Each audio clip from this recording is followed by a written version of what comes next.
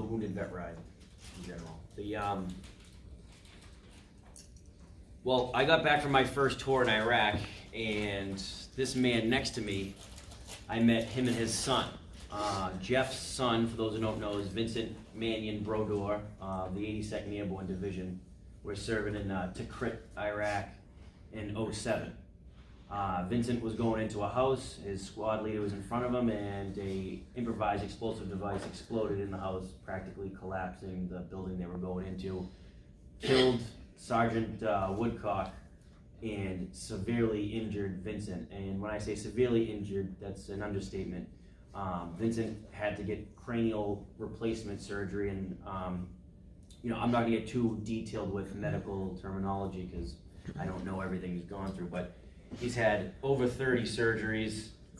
47. 47, excuse me. Maybe over 30. Yep. He's a walking miracle, if you've ever seen him. And I had known and met Marines and soldiers who had, been shot or blown up, but I had never seen the injuries that people like Vincent have, people like Corey have.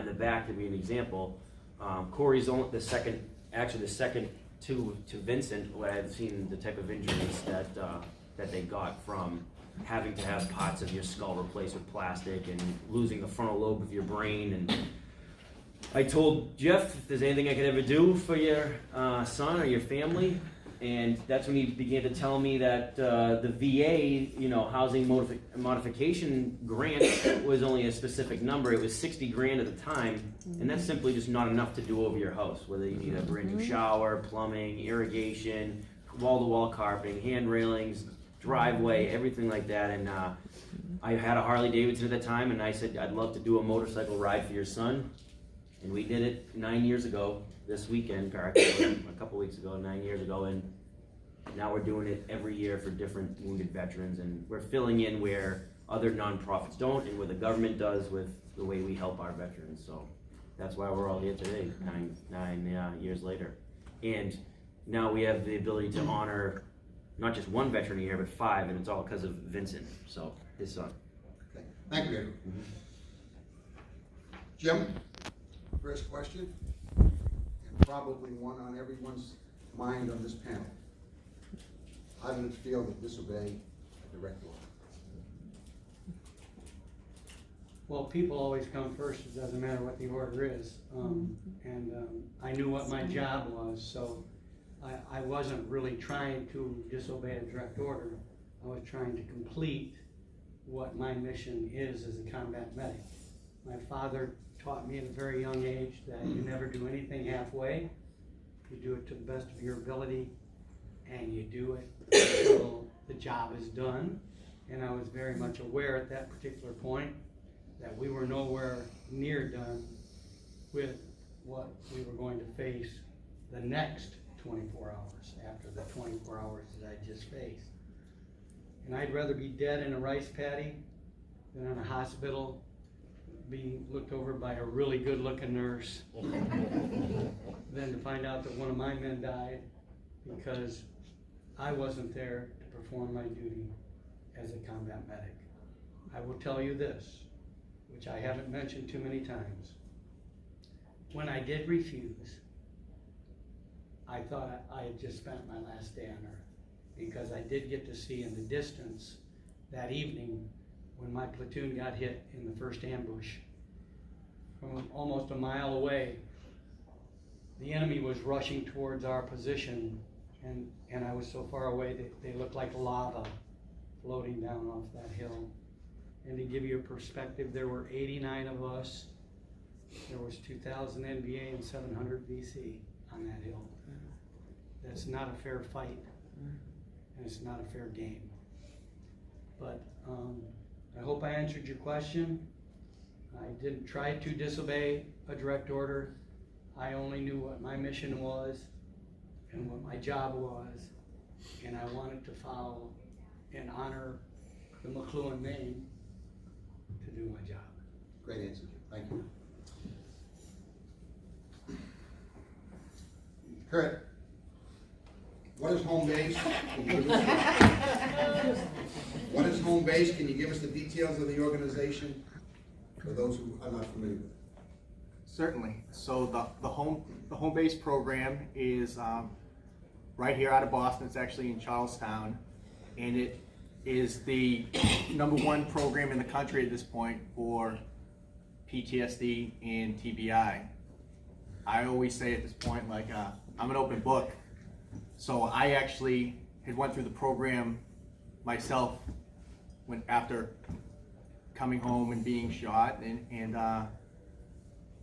it was the greatest thing I ever did. I think they're saving lives on a daily basis, and I think we need to do more for our veterans returning home, because I always say, you know, it's tough losing guys overseas, men and women overseas, but it's that much tougher losing them on American soil.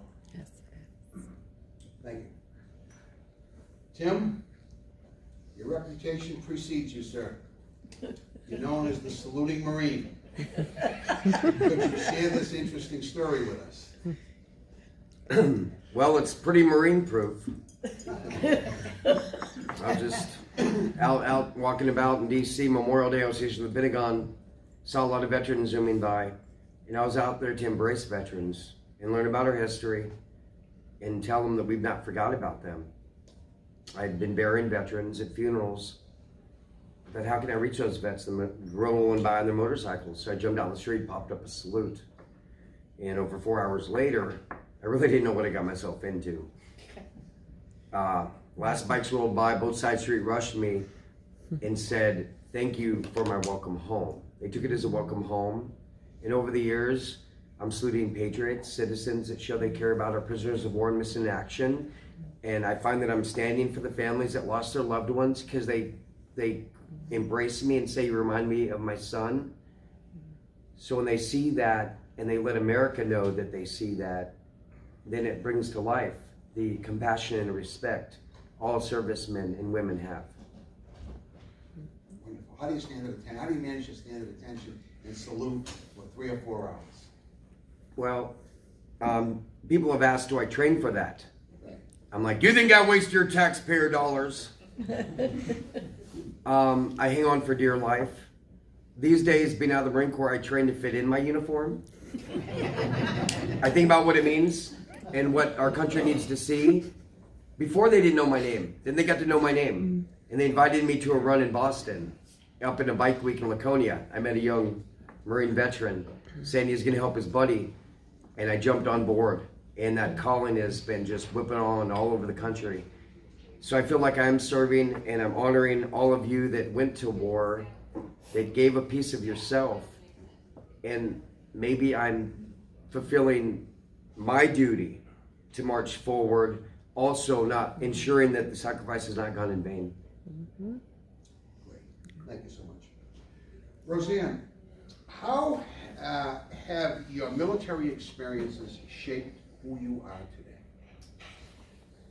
They've made me, I attribute that to making me the person I am today, because I like to lead by example. I don't ask anybody to do anything that I wouldn't do myself. I have a lot of integrity, and I will fight to the end for my brothers and sisters and their families in service.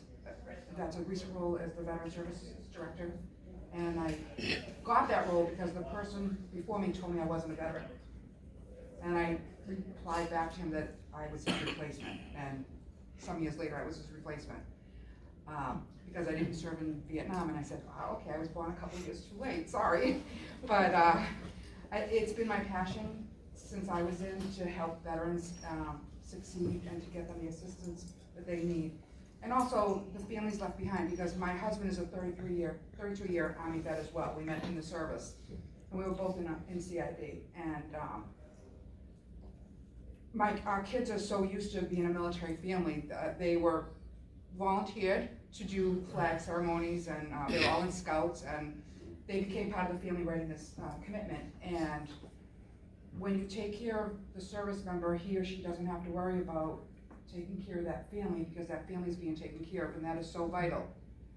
So recently we've been doing a lot with the Gold Star family in Winthrop, and we were able to get her full tax abatement from the town of Winthrop on the 16th anniversary of her husband's death, which, I know, you wanna talk about coincidences, things happen for a reason. So, my military background has really helped me to the person I am today with helping and doing what I do for my brothers and sisters in arms and their families. Good, good.